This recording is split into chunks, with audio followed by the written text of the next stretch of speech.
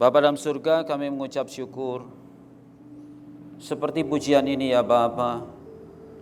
Engkau senantiasa bekerja di dalam hidup kami semua, sehingga kami boleh beroleh hikmat, akal budi, kekuatan daripada Tuhan, sehingga kami boleh beroleh pertolongan-pertolongan Tuhan, sehingga kami boleh beroleh kebaikan-kebaikan Tuhan. Bahkan kalaupun kami ada pada pagi hari ini ya Tuhan, itu semua karena kasih karunia Tuhan, anugerah Tuhan yang besar bagi kami, sehingga kami boleh ada sebagaimana kami ada pada pagi hari ini. Tentu sungguh kami mengucap syukur kepadamu Tuhan, karena Engkau Allah yang dahsyat dan luar biasa, Allah yang senantiasa menolong kami. Tiba waktunya kami rindu mendengarkan kebenaran firman-Mu ya Tuhan.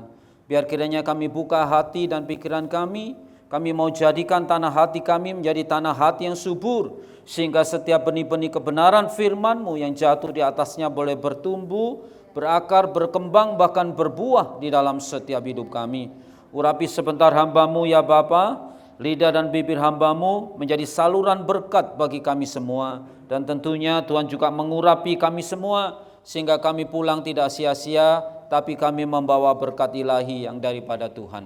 Dan kami mematahkan setiap kuasa jahat apapun yang mencoba merebut kebenaran firman-Mu di dalam hati ataupun pikiran kami tolak patahkan di dalam nama Yesus.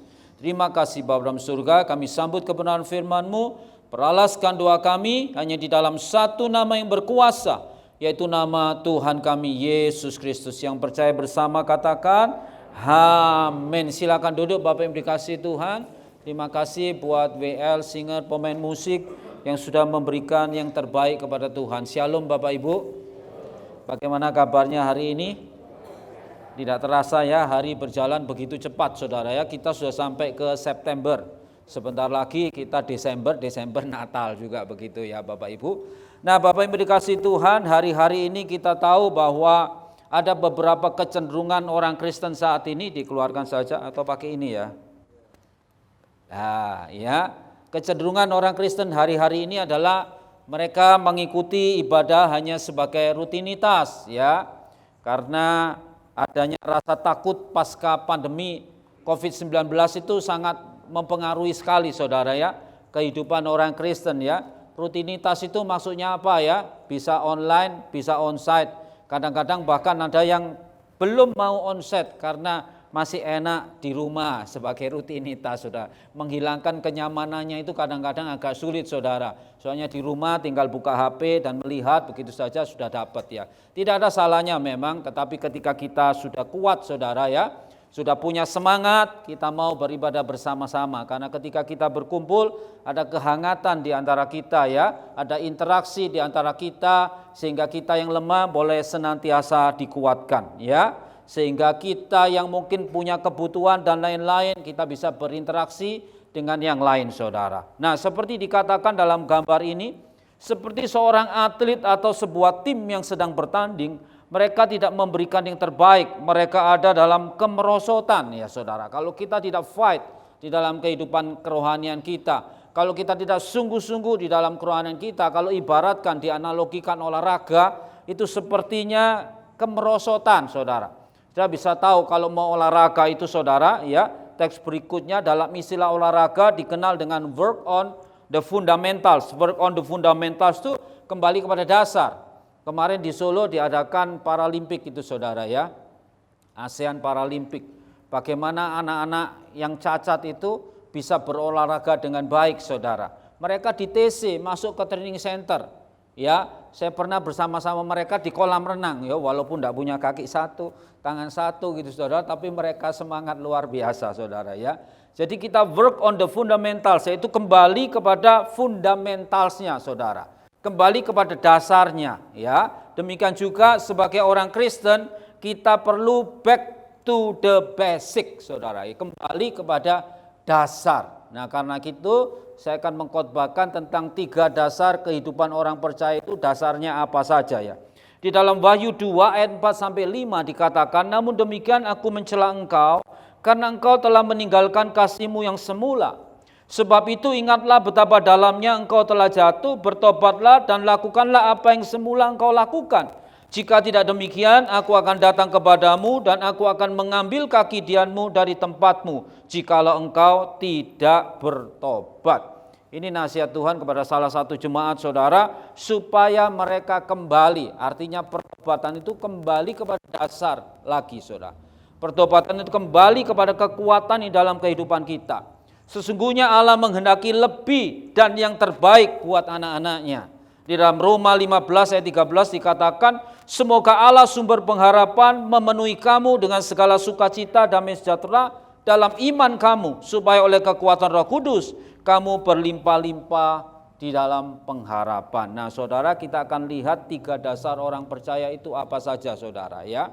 3 dasar kehidupan orang percaya, saya kira semuanya sudah mengerti, tapi saya akan kembali, saudara, di dalam ayat yang saya ambil ini, ya. Ini tekstual, saya ambil 3 dari 1 Tesalonika 1 ayat 3, Rasul Paulus menulis kepada jemaat di Tesalonika, dan salah satu pesannya dia berkata, sebab kami selalu mengingat pekerjaan imanmu. Jadi Rasul Paulus mengingat pekerjaan iman daripada orang-orang di Tesalonika, usaha kasihmu, kasih yang diusahakan terus-menerus, saudara, dan ketekunan pengharapanmu kepada Tuhan kita Yesus Kristus di hadapan Allah dan Bapa kita. Jadi 3 perkara ini yang akan kita lihat bersama-sama, yaitu iman, pengharapan, dan kasih. Ini merupakan dasar dari kehidupan orang percaya, saudara. Kalau dasarnya itu tidak kuat, maka kehidupan orang percaya sering runtuh, saudara, ya. Seringkali meninggalkan Tuhan dan lain sebagainya.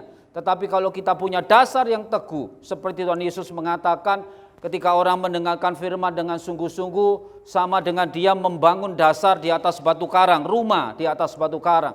Sehingga kalau ada ombak, kalau ada badai, dia tetap tegak berdiri. Ya, tetapi tidak demikian orang yang tidak mendengarkan firman Tuhan, dia seperti membangun rumahnya di atas pasir. Sehingga ketika badai datang, maka rumah itu terhanyut dan habis. Nah, dasar itu apa? Ya, dasar itu adalah iman, pengharapan, dan kasih di dalam hidup kita. Itu dasarnya kita kembalikan. Karena ketika kita sudah mulai berinteraksi dengan orang lain, sudah mulai melihat hal-hal yang lain, kadang-kadang kita menjadi tergiur, saudara, ya. Kadang-kadang kita membandingkan kehidupan kita dengan orang lain dan lain sebagainya.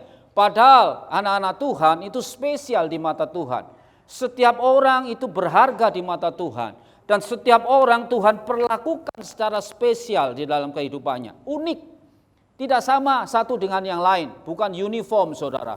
Kalau uniform itu semuanya sama, saudara, ya, sama semuanya. Tidak, tetapi kita mau dibuat, ya, supaya kita menjadi unik sendiri-sendiri, saudara, ya.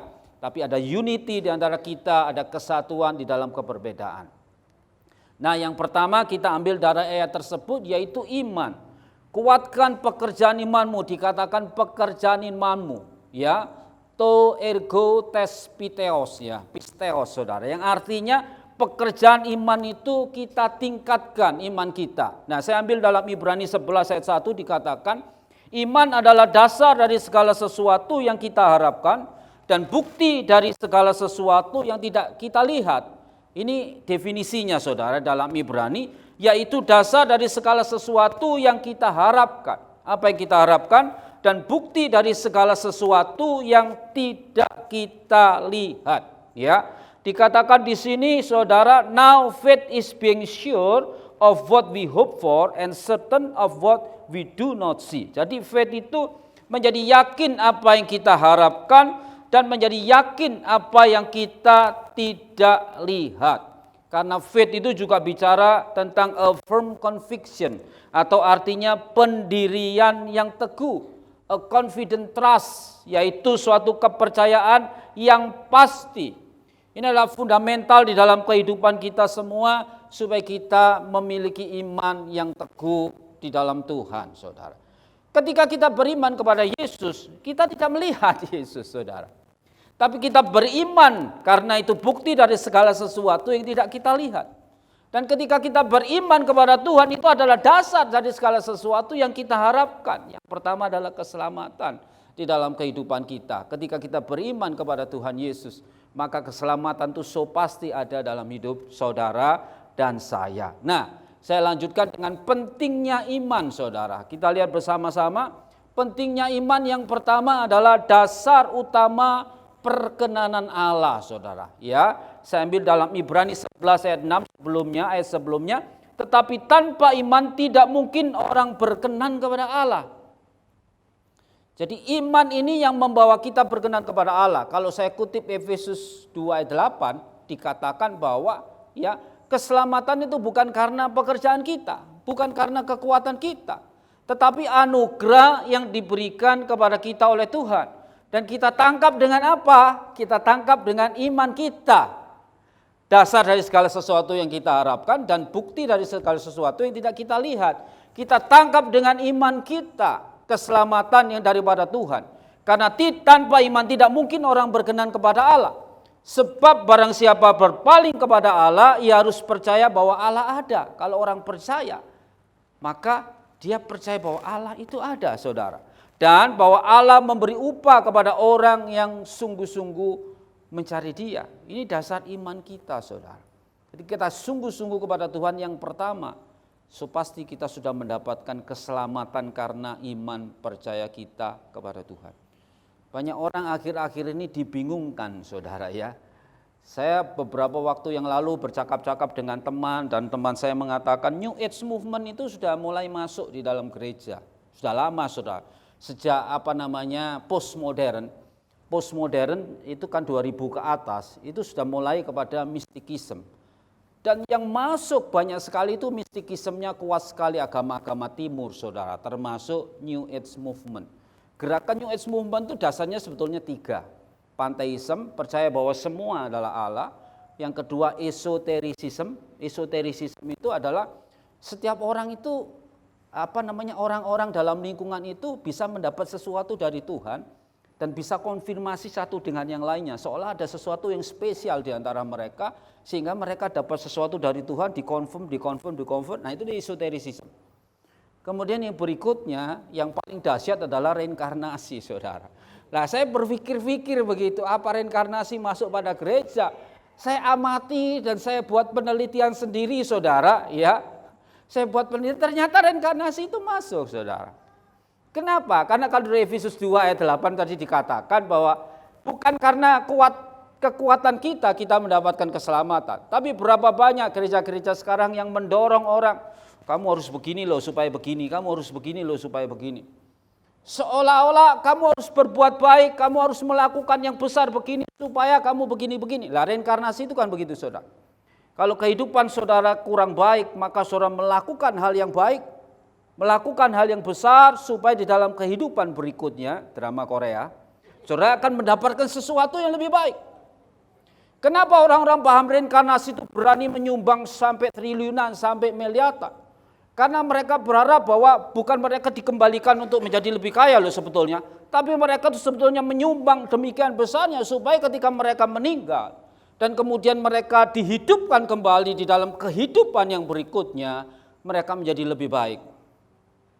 Kalau orang Kristen mau bertarung dengan mereka agak kalah, saudara. Itu ada yayasan-yayasan yang di luar Kristen itu yang justru gratisan semua. Oh, Kristen masih bayar. Buku-buku gratis banyak, saudara. Karena pahamnya reinkarnasi. Lah kalau kita didorong terus untuk berbuat baik supaya kita mendapatkan keselamatan. Nah, ini sesuatu hal yang keliru besar karena puncak daripada reinkarnasi itu adalah nirwana. Sama, saudara, kalau saudara didorong terus supaya akhirnya saudara mencari keselamatan, waduh, payah ini, saudara. Karena itu terbalik, premisnya terbalik. Karena kita sudah dapat keselamatan daripada Tuhan, tangkap dengan iman kita. Maka bukan kita melakukan hal-hal yang besar itu untuk supaya kita mendapatkan keselamatan, tapi keselamatan sudah kita tangkap dulu, sudah kita terima dulu. Karena itu apa yang kita lakukan itu adalah sebagai balas jasa atau sebagai rasa terima kasih kita, tidak terpengaruh yang lain ya, terima kasih kita yang mendalam di dalam hati kita untuk melakukan hal-hal bagi Tuhan kita yang sudah menyelamatkan kita. Kalau reinkarnasi beda, saudara didorong-dorong untuk mendapat sesuatu, apalagi tabur tuai. Tabur tuai itu, saudara, itu penyataan umum. Kalau saudara nabur jagung masa keluar ketela, kan tidak mungkin. Kalau saudara tabur beras, masa keluarnya nanti apa? Jagung, kan tidak mungkin saudara. Karena kalau tabur tuai itu umum semua orang. Bukan hanya orang percaya, orang Kristen, tetapi semua orang kalau nabur kebaikan pasti balas kebaikan dia. Kalau dia orangnya baik di kampur, tidak peduli agamanya apa, pasti dibaiki orang. Karena dia menabur kebaikan. Ya, jadi itu sesuatu hal yang lumrah dan umum. Nah, kalau orang Kristen tidak melakukan ya kebangetan, saudara, kan seperti itu. Tapi yang penting di sini adalah iman percaya kepada Kristus itu yang penting saudara. Itu yang membawa kita kepada keselamatan kekal. Dan itu gratis. Hanya tangkap dengan iman saudara. Memang tidak nyata kalau ditanya Tuhan tidak nyata. Tetapi itu adalah bukti dalam kehidupan kita pada nantinya kita bertemu dengan Tuhan. Ya, berikutnya pentingnya iman yang kedua kita melihat adalah dasar mendapat pengampunan dan kehidupan kekal seperti yang saya sudah singgung. Yohanes 8 ayat 24 mengatakan, karena itu tadi aku berkata kepadamu, bahwa kamu akan mati dalam dosamu. Sebab jikalau kamu tidak percaya bahwa akulah dia, kamu akan mati dalam dosamu. Jadi jelas iman itu adalah dasar pengampunan. Jadi percaya kepada Yesus Kristus, maka hidup kita sudah diampuni. Hukuman dosa kita sudah diambil, iya kan? Kuasa dosa juga sudah dilepaskan sehingga kita tidak bisa hidup di dalam dosa. Berdosa sekali dua kali it's okay, tapi tidak bisa hidup dalam dosa. Dan keselamatan itu juga yang membawa kita nanti sampai kepada kekekalan. Ya, anugerah yang terbesar yaitu keselamatan sudah diberikan. Tapi dalam kehidupan orang percaya tetap anugerah Tuhan tetap ada dalam kehidupan orang percaya karena kesetiaan Tuhan. Sekalipun kau tidak setia, Tuhan tetap setia. Jadi secara tidak sadar kehidupan kita itu berjalan terus dari anugerah demi anugerah. Amin. Terus menerus sehingga kita boleh ada sebagaimana kita ada pada hari ini. Jadi mendapat pengampunan dan kehidupan kekal ini harus kita ketahui saudara. Karena banyak orang kadang-kadang masih bingung. Saya ini percaya Yesus pasti selamat apa enggak ya. Saya teringat dengan Bill Bright.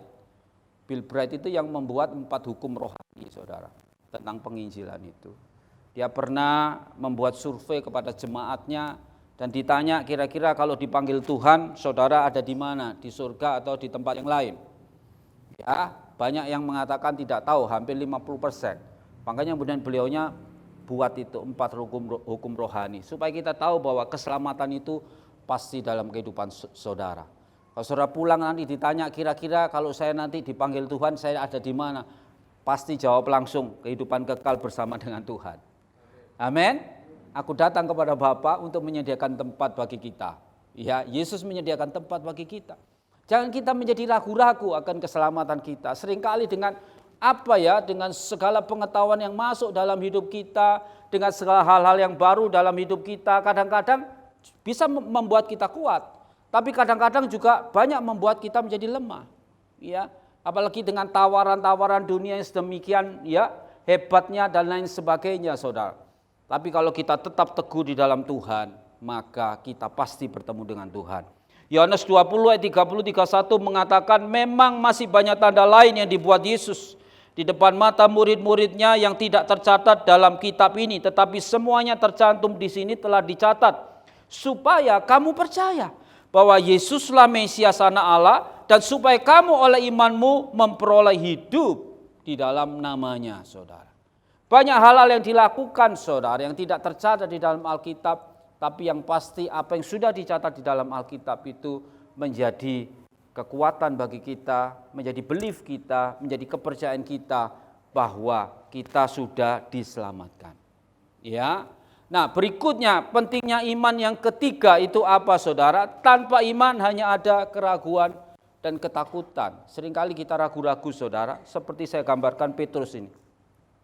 Matius 14 ayat 30-31. Tetapi ketika dirasanya tiupan angin, takutlah ia dan mulai tenggelam, lalu berteriak, Tuhan, tolonglah aku. Segera Yesus mengulurkan tangannya, memegang dia dan berkata, hai orang yang kurang percaya, mengapakah engkau bimbang, saudara? Mengapakah engkau bimbang? Iman itu harus firm, harus pasti, teguh, percaya. Dan seringkali dalam kehidupan kita menjadi bimbang. Kalau sudah dapat iming-iming yang lain, kita menjadi bimbang. Kalau sudah sakit berkepanjangan, saudara, iman kita juga menjadi bimbang. Ya, karena di sana terus bicara, saudara, kalau kamu tidak sembuh berarti kamu tidak beriman. Kalau tidak sembuh berarti kamu tidak beriman. Itu membuat orang terguncang, membuat orang merasa, aduh iman saya kurang dan lain sebagainya. Bimbang dan lain sebagainya. Padahal kan tidak demikian. Ya, Tuhan tidak selalu memberikan kesembuhan kepada setiap orang. Buktinya sudah nyata di dalam perjanjian baru, ya, ada orang-orang percaya yang dia harus sakit, ya, seperti Epafroditus. Di dalam perjanjian lama ada Elisa meninggal karena sakit. Kalau saudara langsung ketemu dengan gereja yang terus mengkhotbahkan bahwa harus sembuh, harus sembuh, harus sembuh, ya ndaklah saudara. Ya, itu semua karena suka-sukanya Tuhan. Kalau Tuhan mau pakai saudara, saudara masih mau dipakai oleh Tuhan, saudara masih diizinkan Tuhan tambah hidupnya. Seperti Hizkia ditambah hidup 15 tahun saudara. Itu semua adalah kedaulatan daripada Tuhan. Kita sebagai orang percaya beriman teguh sungguh-sungguh. Bahkan Rasul Paulus mengatakan dia minta supaya apa saudara? Sakit penyakit yang diterjemahkan sebagai sakit penyakit duri di dalam daging itu bisa keluar dari hidupnya. Tetapi Tuhan tidak mengizinkan. Dan dia mengatakan justru di dalam kelemahan aku menjadi kuat. Ya, kadang-kadang iman percaya kita bisa bimbang saudara. Tapi satu hal yang pasti bahwa iman kita itu bukan membawa hanya kehidupan yang enak di dunia, ya, tetapi yang pasti bahwa iman itu membawa kehidupan nantinya bertemu dengan Tuhan. Ya, di dunia banyak hal terjadi. Kalau saudara kembali flashback kepada 12 rasul. 12 rasul itu enggak enak-enakan saudara. Memang tidak tercatat di dalam Alkitab. Rasul Petrus matinya disalib terbalik. Rasul Thomas juga dilembing tapi sampai dia ke India saudara. Dan rasul-rasul yang lain termasuk Rasul Paulus mempertahankan imannya di dalam Kristus, akhirnya juga dia dieksekusi saudara. Tapi sekarang kadang-kadang kita menjadi terpengaruh seolah-olah kekayaan itu adalah standar daripada iman. Jadi kalau saudara kaya raya berarti imannya kuat. Kalau saudara tidak kaya raya imannya tidak kuat. Apalagi saudara miskin berarti tidak beriman. Nah saudara, ini yang membuat orang kadang-kadang kebolak-balik. Ya, yang penting adalah kehidupan di dalam Kristus. Ketika kita ada di dalam Kristus, maka pasti kita pasti dapat keselamatan berjumpa dengan Tuhan. Karena itu dasar ini penting. Saya kembali back to the basic. 3 dasar kehidupan orang percaya. Imannya harus kuat, saudara. Ya, imannya itu harus tetap teguh apapun juga yang terjadi dalam kehidupan kita. Jangan seperti Petrus ketika melihat Tuhan, it's okay. Tapi ketika melihat kiri kanan, wah dia ketakutan dan jatuh tenggelam, saudara. Tapi kalau kita berharap melihat kepada Kristus terus, maka hidup kita akan teguh apapun yang terjadi dalam hidup kita. Kalau ada pencobaan, lihat kepada Kristus. Tuhan akan memberi kekuatan untuk menjalani kehidupan kita dalam pencobaan. Sehingga pada akhirnya kita menang. Jangan terus mengeluh, Tuhan hilangkanlah pencobaan ini, Tuhan hilangkanlah beban ini dan lain sebagainya. Jangan. Umpamanya saudara hutangnya banyak, terlibat hutang karena PHK dan lain sebagainya. Jangan terus bilang Tuhan lalukanlah hutang ini, Tuhan lalukanlah hutang ini. Tidak bisa saudara. Tapi saudara berharap Tuhan berikan aku kekuatan, kemampuan, tenaga, keberanian untuk dapat menanggungnya sehingga saudara bekerja lebih keras. Pada akhirnya hutang terlunasi. Kalau orang ingin enaknya ya sudah hilangkan saja. Loh kalau semua itu ya gampang saudara. Tapi kita dilatih oleh Tuhan untuk iman kita semakin bertumbuh di dalam Tuhan. Amin. Nah saya kasih satu contoh saudara, ada seorang anak muda penginjil. Ya, dari Amerika, ya dia pergi ke Kongo Zaire tahun 1964. Ini sudah jauh sekali tahunnya saudara, karena buku yang saya ambil itu judulnya By Their Blood. Ya, By Their Blood, melalui darah-darah mereka. Karena ini adalah misi orang-orang yang meninggal di dalam misi, ya. Dia bernama William McChesney dari Worldwide Evangelism Crusade. Kepribadiannya kuat, ceria, orangnya gembira. Makanya dia dipanggil sebagai Smiling Bill, saudara. Ya, tapi tahun 64 ketika di Kongo dia masih berumur 28 tahun, dia kena sakit malaria, malah dia diculik karena dia ada pemberontakan di sana, kemudian dia eksekusi sampai mati, saudara. Nah, ada seseorang yang bernama Jim Roger dibawa ke hadapan kolonel pemberontak. Kesaksian ini disaksikan oleh Jim Roger dan juga kesaksian ini diteruskan kepada biarawati Katolik. Ya, dikatakan bahwa Smiling Bill atau William McChesney ini meninggal karena penganiayaan. Tapi yang indah adalah sebelumnya dia menulis puisi. Lah, saya ini kan suka puisi, saudara. Nah, ini saya kasih puisinya ya. Yang anak muda suka puisi bahasa Inggris pasti senang. Nah, dia berkata begini, I want my breakfast served at 8 with ham and eggs upon the plate. A well-broiled steak I'll eat at 1 and dine again when the day is done.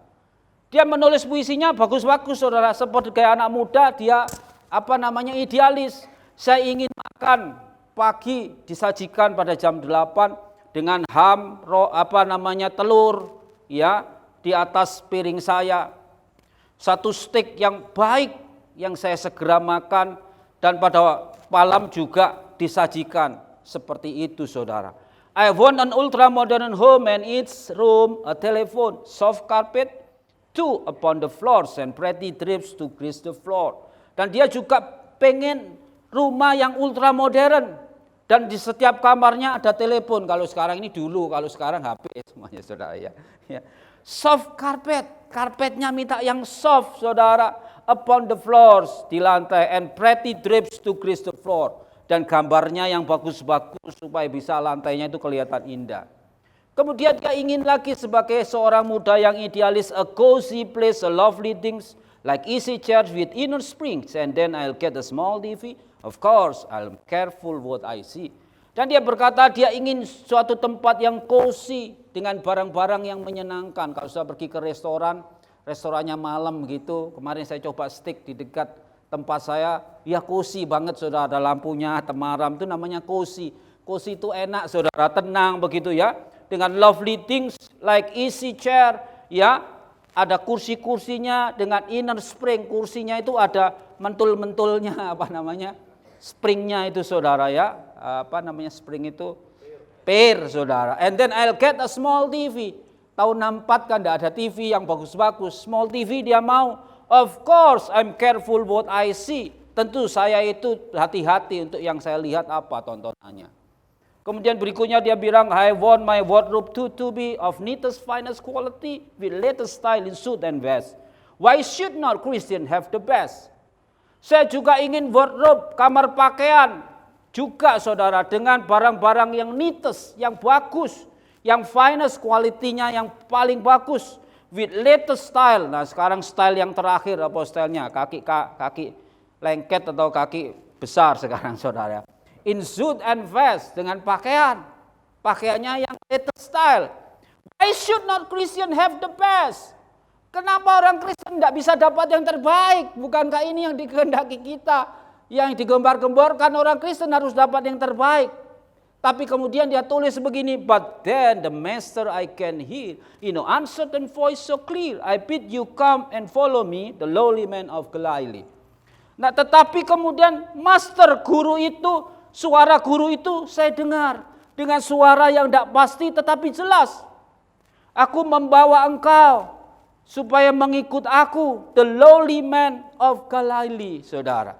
Yaitu seorang yang rendah hati dari Galilea.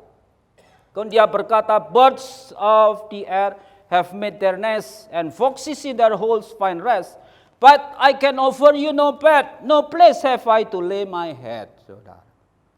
Kemudian dia berkata, burung-burung di udara punya sarangnya, dan foxes itu serigala punya juga tempat tinggalnya.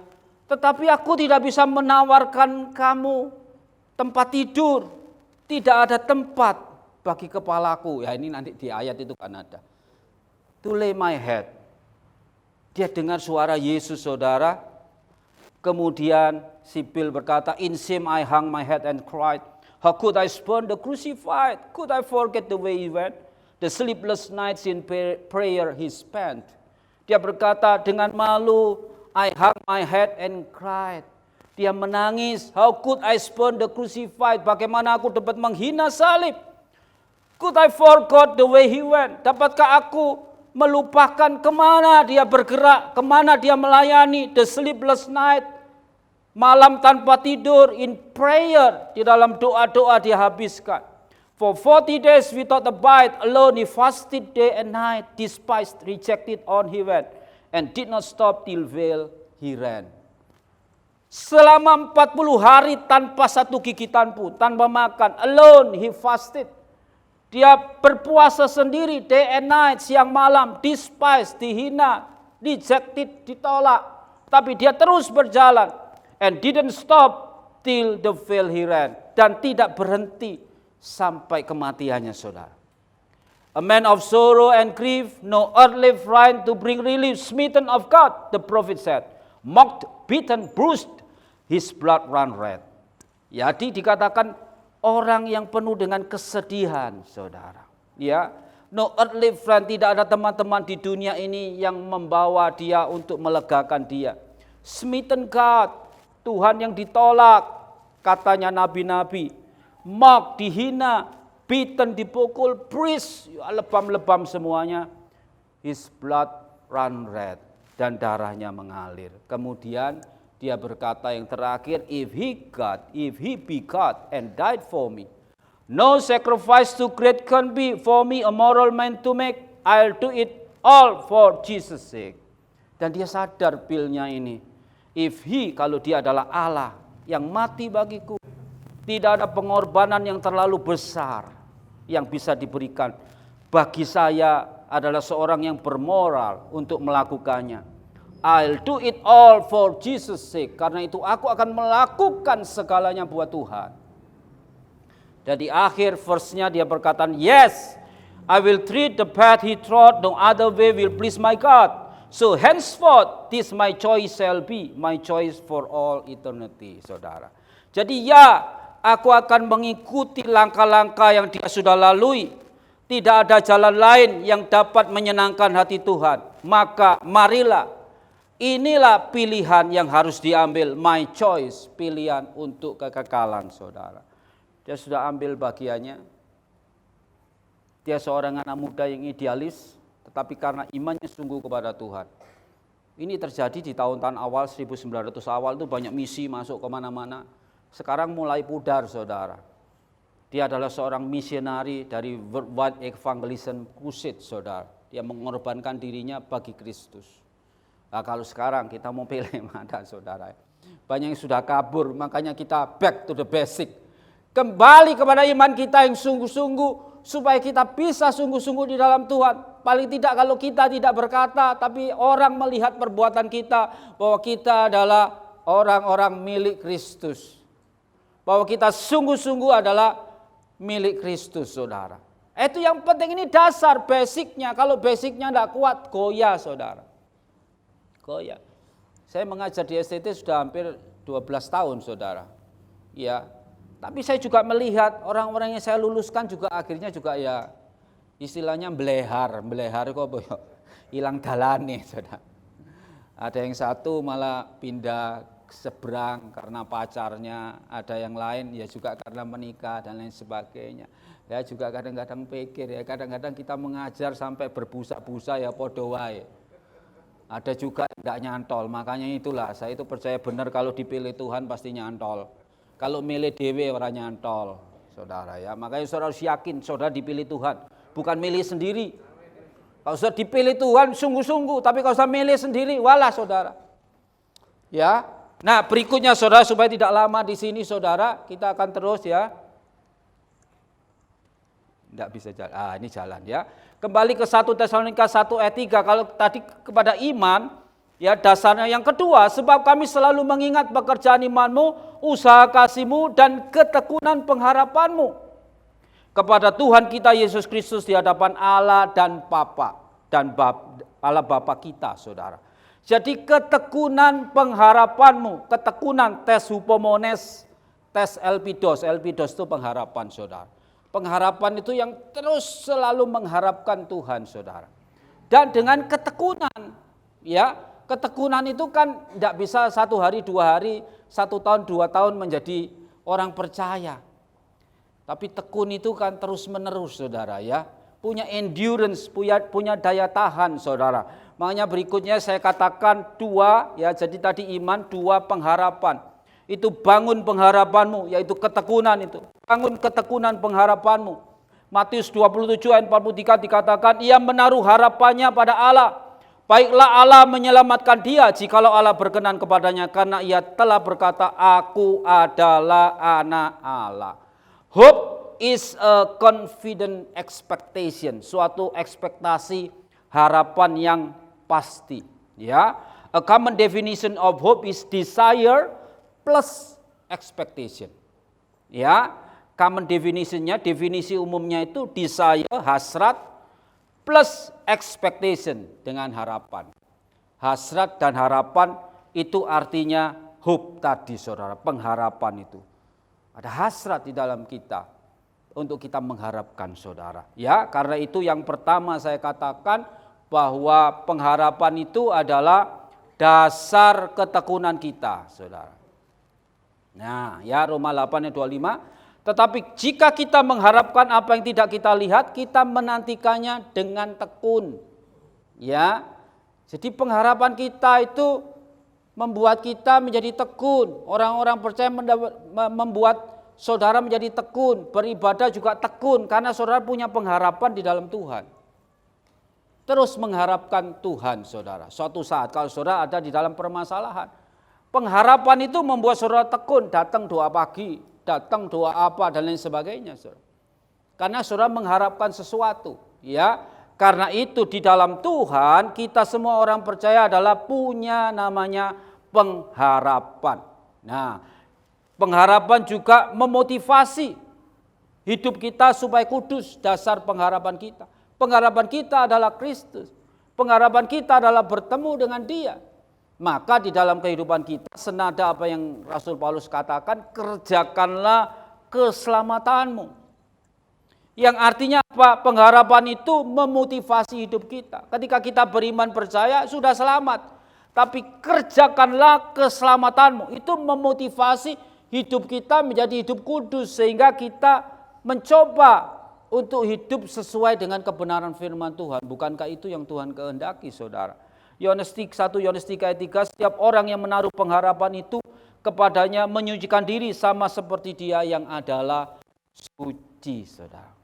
Jika saudara mengharapkan bertemu dengan Tuhan, maka saudara harus menjaga hidup saudara, menjaga karakter saudara. Ya, menjaga terus, ya, sehingga sampai saudara mendapatkannya. Sama ketika saudara mau nembak cewek atau menembak cowok, bukan nembak dor ya. Maksudnya nembak itu ya sayang gitu loh, saudara. Kalau saudara pengen nembak cewek yang cowok-cowok itu yang masih muda itu, pasti saudara akan tekun toh menjaga hidupnya kan. Kalau di hadapannya dia kan saudara tidak mau celelean. Walah celelean ora gelem kok. Ya saudara. Apa di hadapan saudara kemudian saudara gaplok-gaplokan sama cewek lain, itu sudah tidak mau dia. Menjaga hidup suci, pengharapan kenapa? Karena harapannya adalah nembak dia dapat, oh iya aku juga, nah gitu. Ya yang dinantikan aku juga, wah yang seperti itu. Tapi kalau ditolak, aku ndak itu, nah ya saudara ya bingung saudara nanti ya. Nah coba saudara lihat ya, di tadi ya satu, kemudian kalau kita tidak sungguh-sungguh di dalam dasar pengharapan kita tidak menyucikan diri kita, maka kita salah, kita mengharapkan apa begitu saudara ya. Jadi harus terus demikian. Kemudian yang ketiga, ya, yang ketiga pentingnya pengharapan adalah dasar untuk memenangkan jiwa.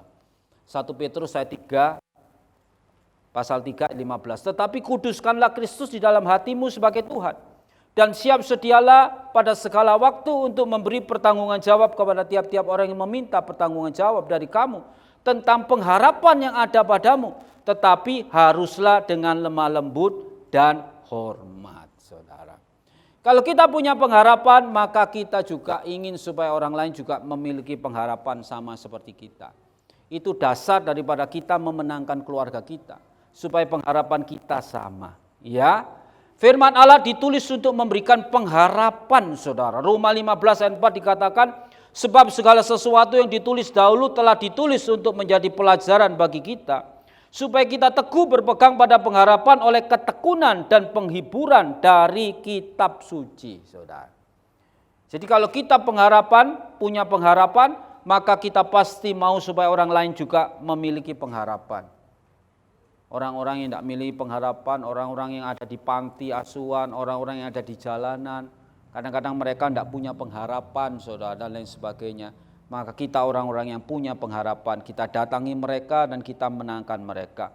Karena itu haraplah sepenuhnya pada Yesus. 1 Petrus 1 ayat 13 mengatakan, sebab itu siapkanlah akal budimu, waspadalah dan letakkanlah pengharapanmu seluruhnya atas kasih karunia yang dianugerahkan kepadamu pada waktu pernyataan Yesus Kristus. Jadi orang yang beriman dilanjutkan dia punya pengharapan. Ya, kalau dia tidak beriman maka dia tidak akan punya pengharapan, saudara. Itu pengharapan harus terus dipegang dalam hidup kita yang membuat hidup kita kudus. Kita menyucikan diri kita senantiasa. Dan kita mau juga orang lain punya pengharapan.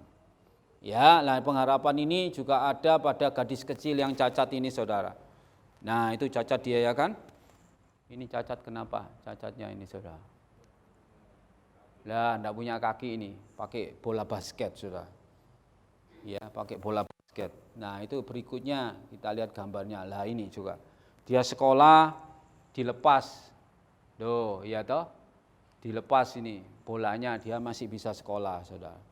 Masih punya pengharapan, saudara. Berikutnya, bersukacita walaupun harus berjalan dengan dua tangan, itu kayak pakai apa itu, cetok itu, saudara. Ya. Kemudian berikutnya, saudara lihat.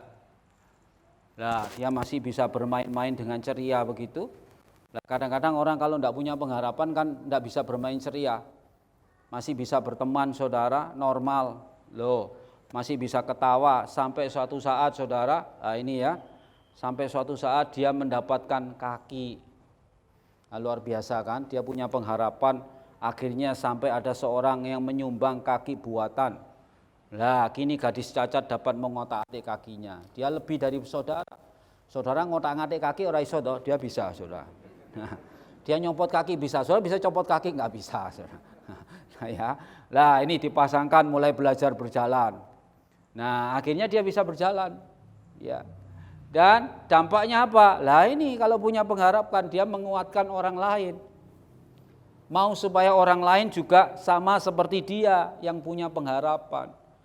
Kalau kita punya pengharapan kepada Tuhan, maka orang lain juga diberi pengharapan. Ini sama-sama cacatnya.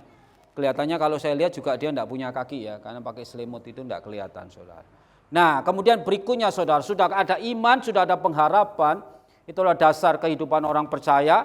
Kemudian yang ketiga, yang terakhir, 1 Tesalonika 1 ayat 3 juga bicara, sebab kami selalu mengingat pekerjaan imanmu, usaha kasihmu, toukapo, tes agapes, saudara. Usaha kasihmu dan ketekunan pengharapanmu kepada Tuhan kita Yesus Kristus di hadapan Allah dan Bapa kita.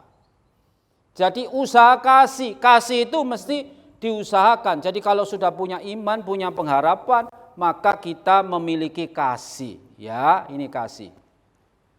Diusahakan kasih itu artinya kasih itu diaktifkan. Saya ambil 1 Korintus 13 ayat 4 sampai 8a, kasih itu sabar, kasih itu murah hati, ia tidak cemburu, ia tidak memegahkan diri dan tidak sombong, ia tidak melakukan yang tidak sopan dan tidak mencari keuntungan diri sendiri.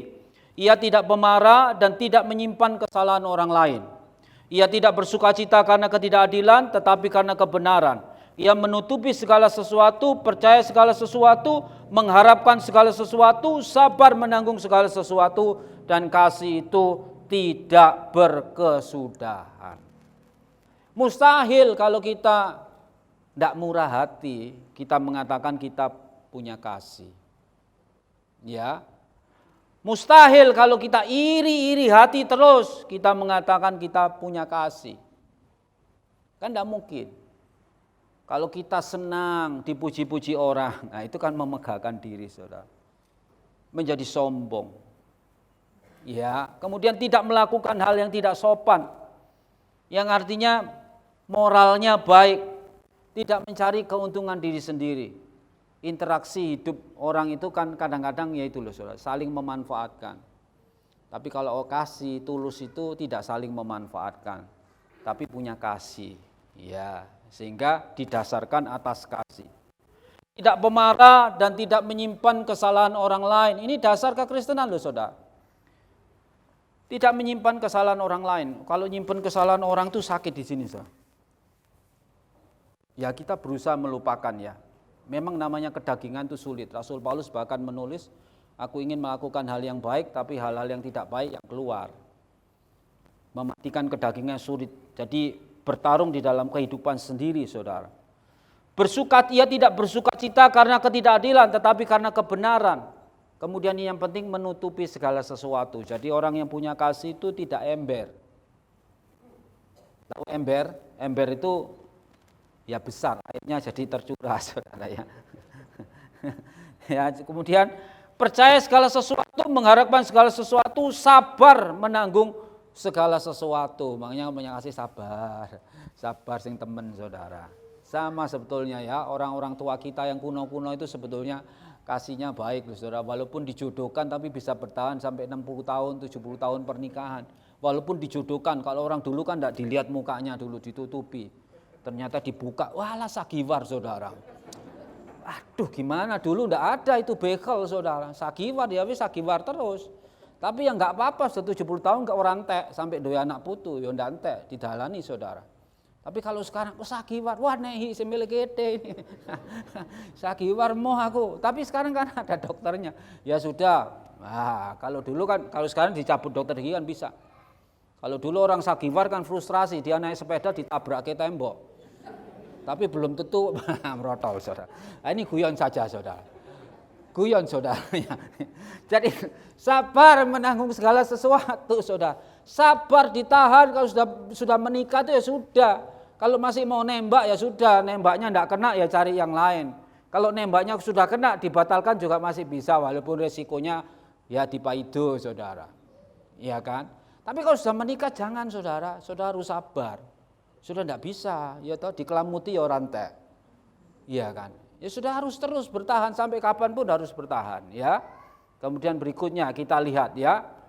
Pentingnya kasih saudara, yang pertama adalah jaminan keselamatan. Di dalam 1 Yohanes 3 ayat 14 dikatakan kita tahu bahwa kita sudah berpindah dari dalam maut ke dalam hidup, yaitu karena kita mengasihi saudara kita. Barang siapa tidak mengasihi, ia tetap di dalam maut. Ini yang jadi pertanyaan saya itu begini loh saudara. Orang-orang mengklaim dirinya diselamatkan.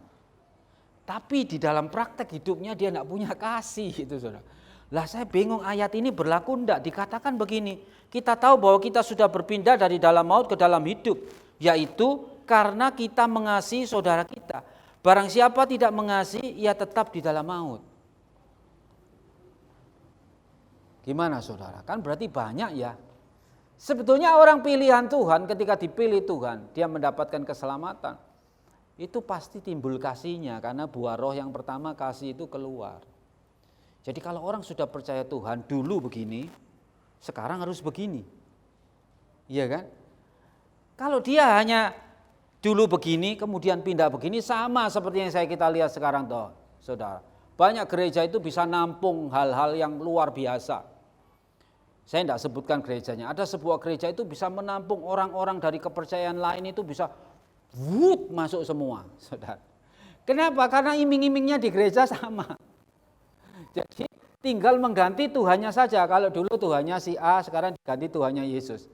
Tapi pola pikirnya tetap sama. Pola pikirnya dulu kalau saya ini ngasih begini, maka saya diberkati begini. Kemudian pergi ke gereja, Tuhannya diganti Yesus. Kalau saya melakukan ini juga nanti akan dapat begini. Terus kasihnya di mana? Efrek-etek saudara, sudah tidak usah. Yang penting pindah aja, aliran apapun dipindahin semua. Yang penting mengganti Tuhannya Yesus. Tapi pola pikirnya, gaya hidupnya sama dengan agama lamanya. Sama dengan kepercayaan lamanya, cuma sekarang pergi ke gereja gitu saudara. Nah ini kan ya repot, makanya itu tugas Pak Pendeta itu berat ya, pelayan Tuhan itu untuk menerangkan dia ini loh, kalau sudah pindah di dalam Kristus itu hidup baru. Pola pikir lama itu dikeluarkan, diganti pola pikir yang baru. Kalau yang lama tidak dibuang, cuma yang lama direvisi saja itu sulit saudara. Yang lama harus dibuang, diganti pola pikir yang baru. Makanya nanti bisa matching, dikatakan di sini kalau kita dapat keselamatan satu hal yang pasti bahwa kita pasti mengasihi. Amin. Kalau kita percaya Tuhan pasti kita punya kasih. Kalau kita percaya Tuhan tapi tidak punya kasih, ya saudara bisa ngomong sendiri, saya tidak bisa menghakimi, saudara. Saudara bisa melihat sendiri. Yohanes 1 Yohanes 3 18 19 berkata, anak-anakku marilah kita mengasihi bukan dengan perkataan atau dengan lidah, tetapi dengan perbuatan dan dalam kebenaran. Ya, demikianlah kita ketahui bahwa kita berasal dari kebenaran. Demikian pula kita boleh menenangkan hati kita di hadapan Allah. Jadi kita tahu yang benar. Ya. Kita tahu yang benar, kita mengasihi dengan yang benar di situ. Ayat ini ayat yang baik sekali saudara untuk mengingatkan kita. Loh, saya kok tidak punya kasih ya? Padahal saya kan sudah diselamatkan. Kalau kita sudah diselamatkan, maka kita pasti punya kasih. Ya. Kemudian yang kedua saudara, pentingnya kasih itu apa? Dasar daripada jawaban doa. 1 Yohanes 3, 22-23, dan apa saja yang kita minta, kita memperolehnya daripadanya. Karena kita menuruti segala perintahnya dan berbuat apa yang berkenan kepadanya. Perintahnya itu supaya kita percaya akan nama Yesus Kristus anaknya. Dan supaya kita saling mengasihi sesuai dengan perintah yang diberikan Kristus kepada kita. Dasar jawaban doa. Ada yang mengajarkan mengambil ayat, mintalah apa saja akan diberi. Ketuklah maka akan dibukakan. Ayat ini sudah jelas loh saudara dasarnya. Jadi bukan mintalah apa saja, itu enak men saudara. Makanya orang kalau di luar situ tidak mengenal kebenaran firman, kemudian ditarik dengan kata mintalah apa saja akan diberi. Enak neng gereja iku yo minta apa saja diberi, so aku melu gereja iku wae. Lah minta apa saudara? Ini sini katakan, dan apa saja yang kita minta, kita memperolehnya daripadanya karena kita menuruti segala perintahnya. Dan berbuat apa yang berkenan kepadanya, saudara. Kalau kita tidak menuruti perintah Tuhan dan tidak berkenan kepadanya, apa kita bisa minta? Apa kita bisa minta hal-hal yang dilarang Tuhan? Kan tidak bisa, saudara. Iya kan? Kan tidak bisa seperti itu. Nah, terus kita ngomong, wah hebat gitu, saudara. Apakah saudara bisa jualan narkoba? Nah, kan tidak bisa saudara jualan narkoba. Narkoba itu sesuatu yang terlarang saudara. Kan seperti itu hukum positif kita sudah melarang. Wah itu cepat kaya Pak, saya minta sama Tuhan. Supaya saya bisa jualan dan laris saudara. Lah kan tidak bisa saudara. Makanya mintanya ya jangan yang antik-antik, yang sesuai dengan firman Tuhan. Dan pasti saudara akan diberikan kalau itu sesuai dengan kehendak Allah. Jadi masih ada sambungannya, bukan seenaknya sendiri minta sakarpe dewe saudara. Nanti kalau anak kecil didoktrin seperti itu kan ya minta macam-macam dia, minta sama bapaknya pesawat terbang. Ya wis ditukokne tuku mainan pesawat masih bisa saudara. Tapi kalau minta yang lain-lain dan ngeyel dan dia bilang ini firman Tuhan mintalah akan diberi, wah ya kacau saudara. Karena ada firman lain yang menerangkan hal itu supaya kita meminta hal-hal yang sesuai dengan perintah Tuhan, karena kita melakukan perintahnya dan melakukan kehendaknya ya. Kemudian saya tidak lama di situ, yang terakhir dasar kehadiran Allah. Ya, kenapa dikatakan di situ 1 Yohanes 4 ayat 7-8, saudara-saudaraku yang kekasih, marilah kita saling mengasihi sebab kasih itu berasal dari Allah. Dan setiap orang yang mengasihi lahir dari Allah dan mengenal Allah. Barang siapa tidak mengasihi, ia tidak mengenal Allah sebab Allah adalah kasih. Ini sudah yang paling umpamanya keras. Tadi di depannya sudah kan, kalau kita selamat ya mesti kasih.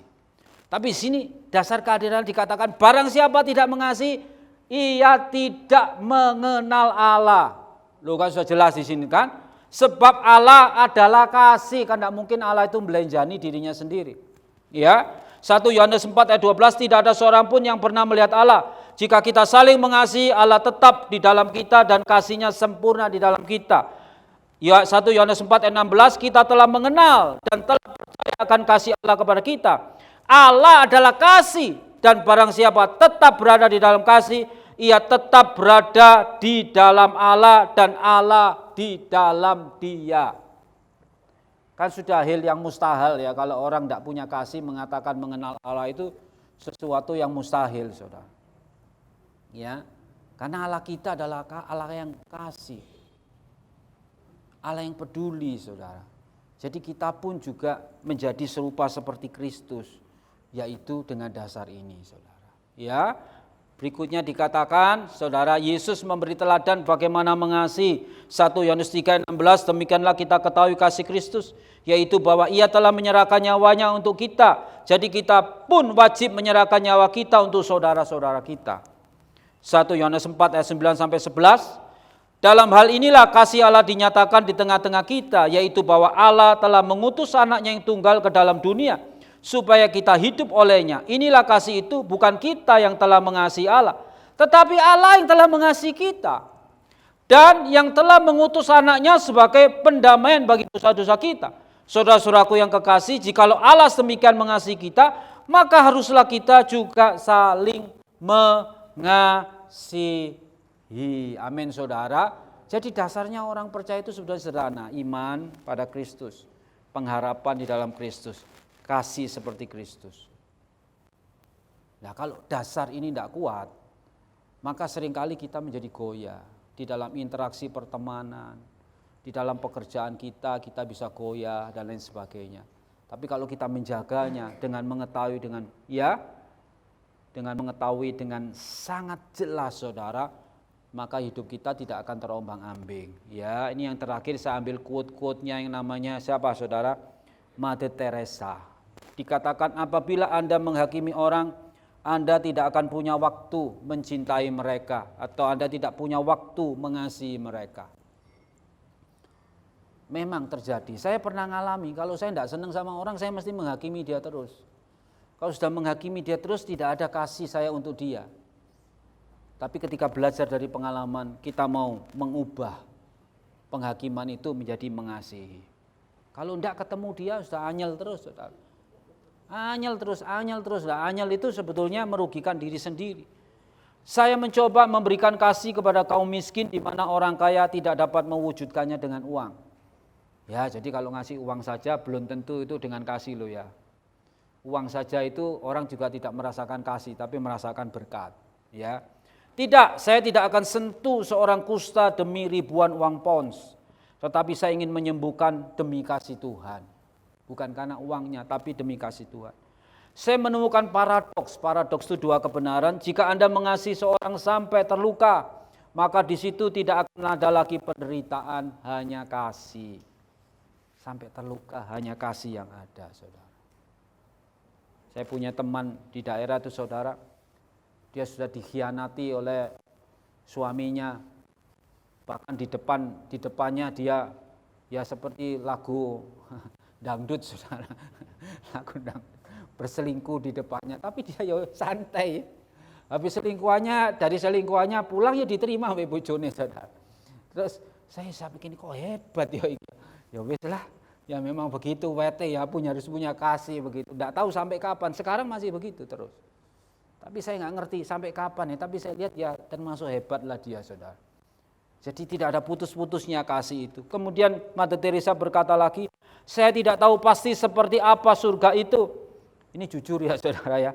Tetapi yang saya tahu adalah ketika kita meninggal dan pada saatnya Tuhan menghakimi kita, Dia tidak akan menanyakan berapa banyak perbuatan baik yang kita lakukan dalam hidup kita, tetapi Dia akan menanyakan berapa banyak kasih yang Anda taruh dalam setiap perbuatanmu. Karena orang bisa memberi tapi tanpa kasih. Bisa kan? 17 Agustus sumbangan, saudara beri, kasih besar 10 juta, tapi tanpa kasih. Cuma kasih saja, tapi tanpa kasih. Maksudnya apa? Kalau mengasihi, dia dilihat orang kampung, oh ini orang terpandang, kasih sumbangan besar. Tapi waktu nyumbang itu tidak didasari kasih, tapi didasari supaya terkenal. Lah bisa saja, makanya dikatakan di sini, berapa banyak kasih yang Anda taruh dalam setiap perbuatanmu. Walaupun kecil dengan kasih. Nah seperti itu loh, saudara. Ya, berikutnya masih dengan Mother Teresa dikatakan ya, menjadi tidak dikehendaki, tidak dicintai, tidak dipedulikan, dilupakan oleh semua orang. Saya merasa merupakan kelaparan terbesar, kemiskinan terbesar dibandingkan dengan orang yang tidak punya sesuatu untuk dimakan. Jadi kasih itu penting sekali, saudara. Jangan pernah berpikiran bahwa kasih agar murni maka harus yang luar biasa.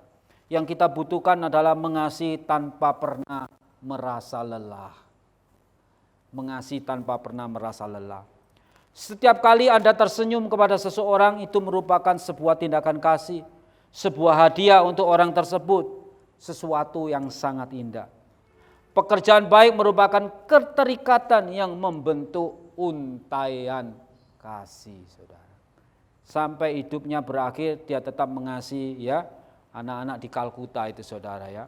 Di dalam akhir hidup kita, ini katanya Mother Teresa ya saudara, kita tidak akan dihakimi dengan seberapa banyak gelar yang kita miliki, atau seberapa banyak uang yang telah kita kumpulkan, atau seberapa banyak perkara besar yang telah kita lakukan. Kita akan dihakimi dengan ketika aku lapar, kamu memberi aku makanan. Ketika aku telanjang, kamu memberi aku pakaian. Ketika aku tidak punya rumah, kamu memberi aku tumpangan. Siapa orang yang terkecil? Anak-anak Tuhan, saudara. Ya, kita berbuat baik kepada orang-orang yang dikasihi Tuhan. Paling tidak janda-janda, anak terlantar kalau dalam Alkitab itu ditulis seperti itu, saudara. Ya, dan ini ada salah satu contoh, saudara, namanya Yuan Wentin. Ini seorang cantik ya, wajahnya ya, muda, saudara. Pada waktu terjadi gempa bumi di Cina, saudara. Ya, dia adalah seorang guru, umurnya masih 26 tahun, first grade teacher. Guru kelas 1, saudara. Ya, waktu gempa bumi terjadi, dia mengambil anak-anak kecil itu dibawa supaya tidak kena reruntuhan. Yang terakhir dia bawa anak kecil ambruk, terus dia tahan anak kecilnya supaya jalan, dia yang menahan balok yang besar beton itu, saudara. Terus gimana Pak? Ajaib Pak, baloknya pecah kayak Superman, enggak, mati dia. Orang kan senangnya keajaiban terus itu, mati dia, saudara. Tapi dia punya kasih, saudara. Bukan tiba-tiba ada sinar kuning, jerat duor, ya selamat. Wah ini ya The Marvel itu pikirannya selalu begitu terus, saudara. DC komik itu pikirannya begitu terus ya, Batman, Superman itu pikirannya begitu. Jangan saudara ya, ya kadang-kadang hidup itu seperti itu, ya tidak menjadi apa-apa. Tapi Tuhan yang senantiasa menolong saudara. Tidak menjadi apa-apa, tetapi Tuhan menyediakan tempat bagi kita. Amin. Nah, kesimpulan yang terakhir, saudara, kita kembali kepada dasar orang percaya, yaitu apa, saudara? Kuatkan imanmu, bangun pengharapanmu, dan aktifkan kasihmu. Kuatkan iman terus di dalam Tuhan. Bangun pengharapan kita di dalam Tuhan, soal pekerjaan kita, soal apapun, rumah tangga kita, dan lain sebagainya. Ada pengharapan di dalam Tuhan. Dan aktifkan kasih kita kepada semua orang, niscaya nama Tuhan dipermuliakan. Karena ayat ini mengatakan, sebab kami selalu mengingat pekerjaan imanmu, usaha kasihmu, dan ketekunan pengharapanmu kepada Tuhan kita, Yesus Kristus, di hadapan Allah dan Bapa kita. Amin. Mari kita berdoa. Pemain musik silakan. Bapa dalam surga, kami mengucap syukur hamba-Mu sudah berhenti sampai di sini, Tuhan. Kiranya Roh Kudus menguraikan dengan lebih panjang, lebar, dan luas lagi di dalam setiap hati kami, sehingga kembali dasar kepercayaan iman kami kepada Engkau sungguh-sungguh terjamin, sungguh-sungguh ada, sehingga kami terus memiliki iman yang teguh di dalam Tuhan, terus mempunyai pengharapan yang terus-menerus, yang panjang terus-menerus di hadapan Engkau Tuhan, dan kami juga terus mengaktifkan kasih kami sehingga nama Tuhan dipermuliakan. Berkati umat-Mu di tempat ini Tuhan, dengan kekuatan, dengan berkat daripada Tuhan, dengan hikmat akal budi daripada Tuhan. Tuhan pakai Gembala Sidang, Pak Paulus Prabas, beserta keluarga besar, pakai terus dengan kekuatan, hikmat, akal budi daripada Tuhan, sehingga dapat memberikan yang terbaik kepada setiap umat-Mu di tempat ini, dan tentunya berkat-berkat Tuhan nyata di dalam kehidupan mereka. Dan segenap pekerja di tempat ini, Penatua, dan setiap pelayan Tuhan, kiranya tambah-tambahkan hikmat, akal budi, kekuatan, berkat yang daripada Tuhan, sehingga mereka dapat melayani dengan baik, melayani dengan setia, dan nama Tuhan dipermuliakan. Terima kasih Bapa, di dalam nama Tuhan kami Yesus Kristus, kami sudah berdoa dan mengucap syukur. Haleluya. Amin. Tuhan Yesus memberkati Bapak Ibu. Baik, tidak ada pengumuman lain, tadi sudah disampaikan, seluruhnya lengkap. Terima kasih Pak Dolf untuk kebenaran firman yang menguatkan. Dia itu dulu sebelum jadi dosen teologi, dia guru bahasa Inggris. Jadi bahasa Inggrisnya kan bagus gitu ya. Kalau istrinya pegawai bank ya. Iya. Tapi sekarang semua melayani Tuhan. Baik, tidak ada pengumuman lain, mari kita akhiri ibadah ini dengan bangkit berdiri dan kita berdoa. Bapa Surgawi, kami mengucap syukur karena kesempatan yang indah di mana kami boleh memuji, meninggikan, dan mengagungkan nama-Mu. Kami juga bersyukur karena kami hadir sehingga mengetahui bagaimana kami menjalani kehidupan sebagai umat-Mu yang betul-betul mewujudkan iman percaya yang kuat kepada Tuhan lewat ketaatan akan kebenaran firman yang tentunya menghasilkan kebaikan bagi diri kami sendiri. Walaupun di tengah proses kami tetap berharap karena pertolongan kami datangnya dari Tuhan saja.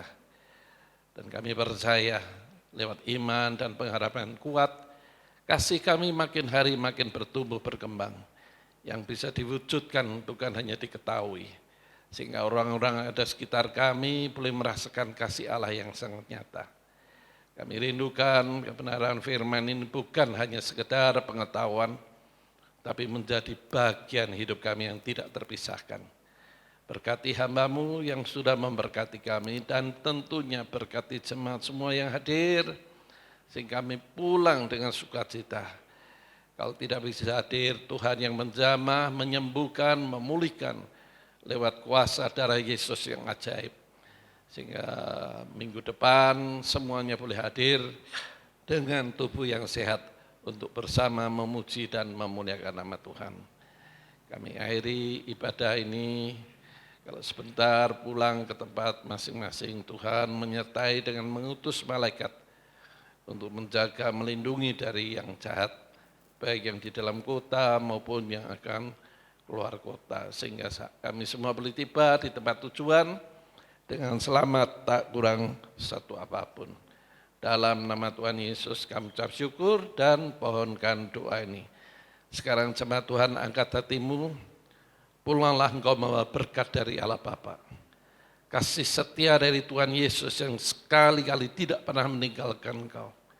Pimpinan, pertolongan, pimpinan, tuntunan Roh Kudus akan menyertai engkau, membimbing engkau di jalan yang benar.